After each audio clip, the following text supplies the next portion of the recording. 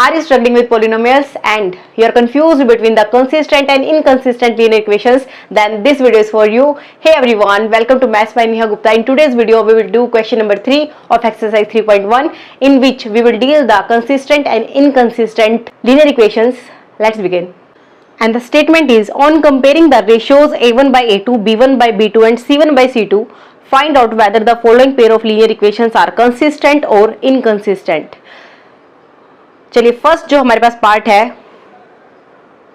Equations are 3x plus 2y is equal to 5 and 2x minus 3y equals 7. अब हमें check करना है कि ये सॉल्यूशन जो है, जो हमारे पास लीनियर इक्वेशन है, वो इनकंसिस्टेंट होंगी या कंसिस्टेंट होंगी. तो देखिए सबसे पहले कंसिस्टेंट का मतलब है कोई सॉल्यूशन रखें, इधर यूनिक सॉल्यूशन और infinite many solutions, and inconsistent mean जिसके पास कोई सॉल्यूशन ही ना हो. ठीक है, तो हमने जो बेसिक्स जो हमने किया था, वीडियो का जो इंट्रोडक्शन पार्ट है इस चैप्टर का, प्लीज आप वो कर लीजिएगा. आपको लिंक जो है वो डिस्क्रिप्शन बॉक्स में मिल जाएगा. मैं फिर भी थोड़ा सा ब्रीफ देती हूँ आपको. में अगर हमारे पास ये तीनों जो रेशियोज है वो इक्वल हो जाए, then we can say that it is consistent. क्योंकि ऐसे केस के अंदर क्या होता है, लाइंस जो है वो एक दूसरे के ऊपर लाई करती है, ओवरलैप करती है, इसलिए हमें इनफाइनाइट नंबर ऑफ सॉल्यूशंस मिलते हैं. ठीक है, and in the second case a1 by 2 is not equal to b1 by b2, इसके अंदर हमारे पास यूनिक सॉल्यूशन एग्जिस्ट करता है, विच मीन सिर्फ एक ही सॉल्यूशन एग्जिस्ट करता है, लेकिन सॉल्यूशन एग्जिस्ट तो कर रहा है ना, that's why we will call it as consistent linear equations. ठीक है, and in the third case अगर a1 by a2 b1 by b2 के इक्वल है but it is not equal to c1 by c2, then this जो हमारे पास condition है ना, क्या देगी हमें, इनकंसिस्टेंट. ठीक है, रीजन इज क्योंकि हमारे पास यहाँ पे हमें कोई सॉल्यूशन नहीं मिलेगा, नो सॉल्यूशन. जैसे कि जो पैरेलल लाइंस होती हैं, पैरेलल लाइंस आपस में कभी भी टच नहीं करती, ना ही क्रॉस करती है. ठीक है, इस केस के अंदर हमारे पास क्या आता है, नो सॉल्यूशन. ठीक है, और जो यूनिक सॉल्यूशन होता है उसके अंदर हमारे पास लाइंस जो होती है वो क्या होती है, इंटरसेक्टिंग. ये आपका ब्रीफ है. ठीक है, तो वन पॉइंट पर ही टच कर रही होती है और यू कैन से क्रॉस कर रही होती है.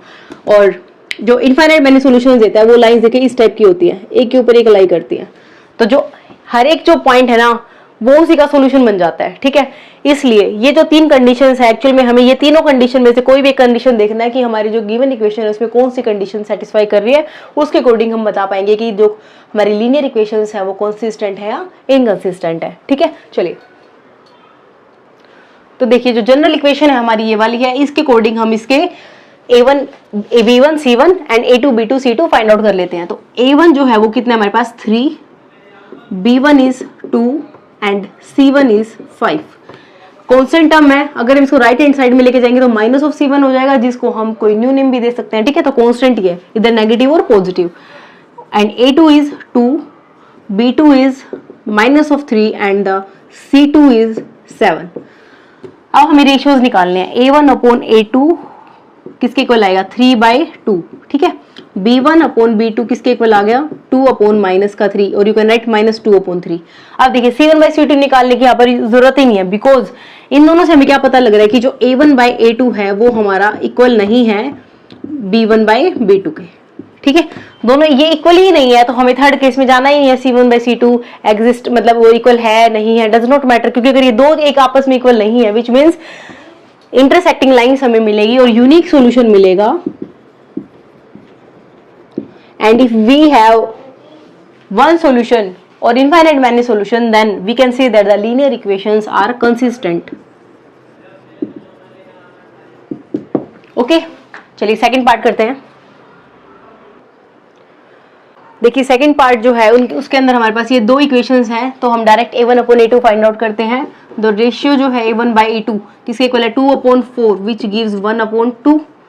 ठीक है, b1 by b2 y का कोफिशिएंट माइनस 3 अपॉन माइनस का 6 which gives again 1 by 2. c1 by c2 किसके इक्वल आएगा, देखिए माइनस से माइनस कैंसिल आउट हो गया, 3 1 is 3, 3 2 are 6. This is 8 upon 9. अब आप देख रहे हो a1 by a2 is equal to b1 by b2 but it is not equal to c1 by c2. अगर हमारे पास इस टाइप की कंडीशंस हो तो लाइंस क्या होती हैं, पैरेलल.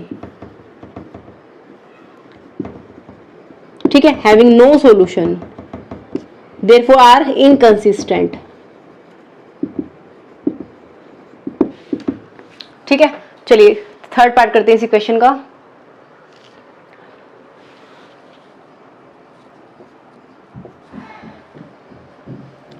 थर्ड पार्ट में देखिए a1 अपॉन a2, x का कोफिशिएंट 3/2 डिवाइडेड बाय 9, इसको आप क्या लिख सकते हो 3 divided by 2 multiply by 9, 3 3 jar 9 gives 1/6। ठीक है, ऐसे b1 बाय b2 हम फाइंड आउट करेंगे, क्या आएगा 5/3 माइनस ऑफ 5/3 मल्टीप्लाई बाय 10। ठीक है, 5 2 जार 10 गिव्स -1/6। देखिए a1 by a2 is not equal to b1 by b2, तो c1 बाई c2 निकालने की आवश्यकता ही नहीं है। क्या आ गया हमारे पास, which implies a1/a2 is not equal to b1 by b2, which implies lines are intersecting having unique solution.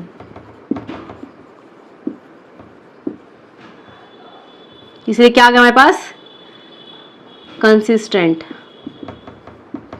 ठीक है, कंसिस्टेंट है लाइंस। चलिए फोर्थ पार्ट करते हैं। फोर्थ पार्ट देखिए, इसमें हम फाइंड आउट करते हैं a1/a2 क्या आएगा, देखिए 5 माइनस का अपॉन 10 विच गिव्स माइनस का 1/2। b1 बाई b2 किसके इक्वल आएगा -3/6 which is equal to -1/2। And c1 by c2 किसके इक्वल आएगा 11 माइनस का अपॉन 22 विच गिव्स माइनस का 1/2, which implies a1 by a2 is equal to b1/b2 is equal to c1/c2। अब तीनों equations जो है, तीनों जो रेशियोज है वो आपस में इक्वल आ गए हैं, which means lines are coincident, मतलब एक दूसरे के ऊपर लाई कर रही है। ठीक है, हर एक पॉइंट जो है वो टच में है, which implies lines are consistent because it gives infinite many solutions।